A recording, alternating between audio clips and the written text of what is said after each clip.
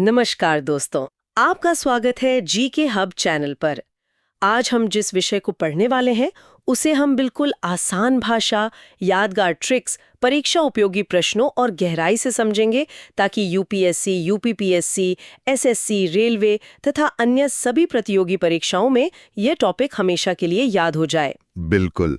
और आज का हमारा जो एक गहन अध्ययन है ना, वो पादप पोषण और कार्य की यानी प्लांट न्यूट्रिशन एंड फिजियोलॉजी पर है। हाँ, और सोचिए ना दोस्तों, पौधे बिना किसी रसोई के अपना खाना कैसे बनाते हैं?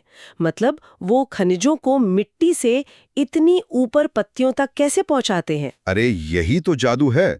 तो भोजन बनाने की इस बात से हम सबसे पहले इसी तार्किक पॉइंट पर आते हैं कि पौधे अपना पोषण आखिर करते कैसे हैं। सही कहा। देखिए विद्यार्थियों, हरे पौधे ना स्वपोषी होते हैं, जिसे अंग्रेजी में ऑटोट्रॉफिक कहते हैं। परिभाषा के तौर पर कहें तो ये अकार्बनिक कच्चे माल का उपयोग करके कार्बनिक पदार्थों यानी अपने भोजन का निर्माण स्वयं करते हैं। हाँ, और दोस्तों, इसे परीक्षा के लिए याद रखने की सुपर ट्रिक है। स्व मतलब खुद और पोषी मतलब पोषण। मतलब जो अपना पोषण खुद करे वो स्वपोषी। अंग्रेजी में ऑटो मतलब सेल्फ और ट्रॉफिक मतलब न्यूट्रिशन।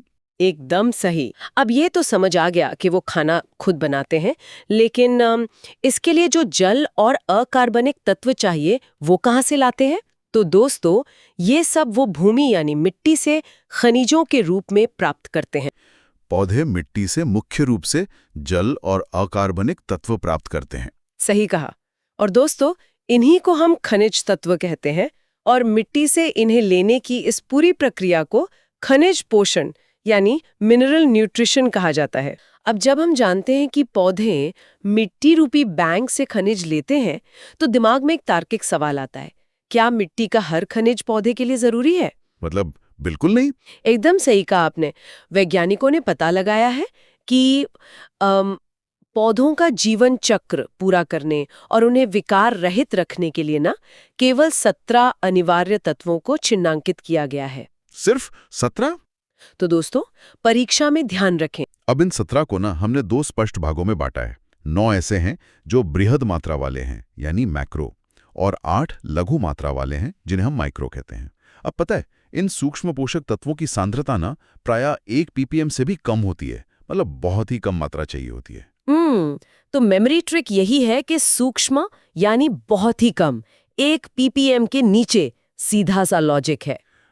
अब हम सभी 9 दीर्घमात्रा तत्वों के नाम बता देते हैं। ध्यान से सुनिएगा। Carbon, hydrogen, oxygen, nitrogen, phosphorus, potassium, sulphur, calcium और मैग्नीशियम। तो अब 8 सूक्ष्म तत्वों के नाम भी बता देते हैं। बोरॉन, क्लोरीन, कॉपर, लौह, मैंगनीज, मोलिब्डेनम, निकेल और जिंक। अच्छा, तत्व तो मिल गए मिट्टी से, लेकिन एक व्यवहारिक बात सोचिए, जड़ों से ऊपर पत्तियों तक ये जाएंगे कैसे? मतलब इसके लिए पौधों के पास अपनी खुद की पाइपलाइन होती है। हाँ, और इस प्राकृतिक परिवहन तंत्र में सबसे पहला नाम है जाइलम का। जाइलम को ना जल संवाहक ऊतक कहते हैं। इसका मुख्य कार्य है जल और खनिजों को पौधों के विभिन्न भागों तक पहुंचाना। और ट्रिक बहुत शानदार है इसकी। जाइलम, ज से जल, या यूं कह लें कि ज से जाल, जो जल ले जाए। अरे बहुत बढ़िया। अब जाइलम कोई एक सिंपल पाइप नहीं है, ये 4 कोशिकाओं से बना है। वाहिनिकाएं, वाहिकाएं, काष्ठ मृदुतक और काष्ठ तंतु। हाँ, और इसकी ट्रिक है जाइलम के 4 साथी, वाहिनिका, वाहिका, काष्ठ मृदुतक, काष्ठ तंतु, मतलब एक काष्ठ का ग्रुप। चलिए, पानी तो पहुंच गया।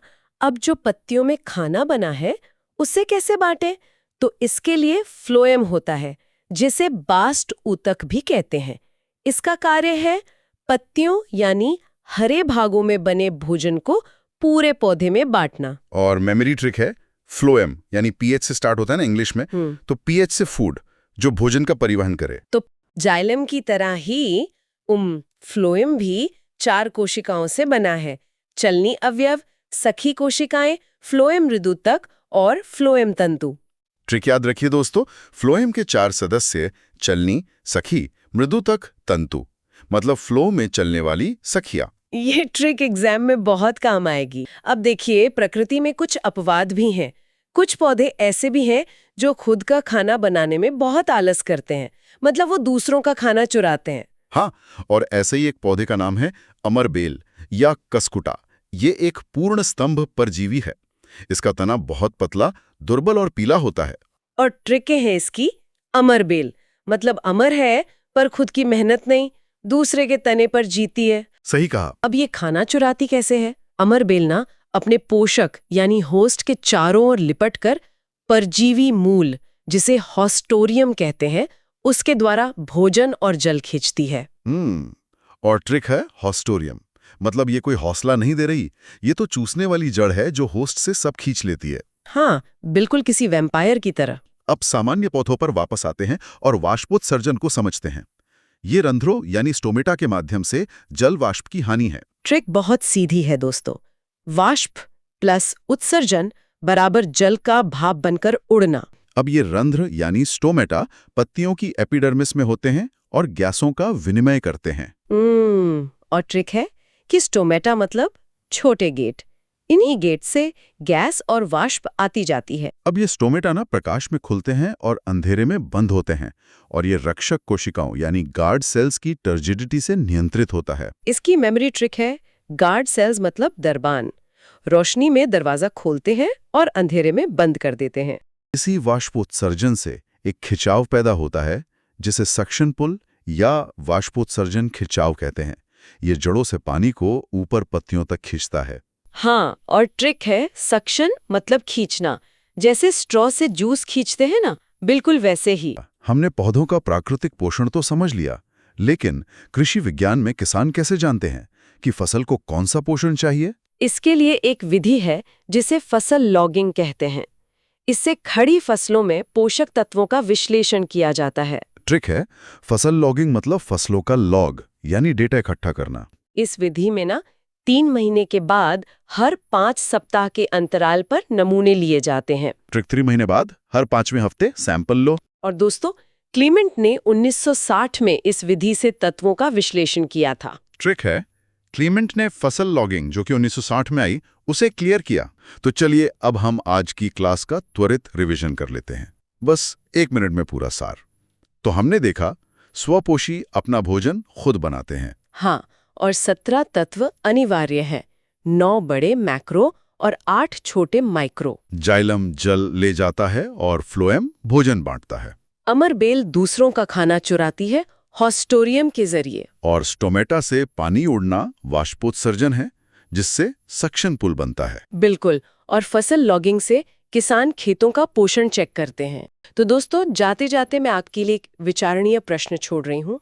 आज हमने पौधों के पोषण की बात की, लेकिन सोचिए अगर किसी इलाके की मिट्टी में कोई एक सूक्ष्म तत्व पूरी तरह खत्म हो जाए तो वहाँ के पूरे पर्यावरण और हमारी खाद्य श्रृंखला पर क्या असर पड़ेगा।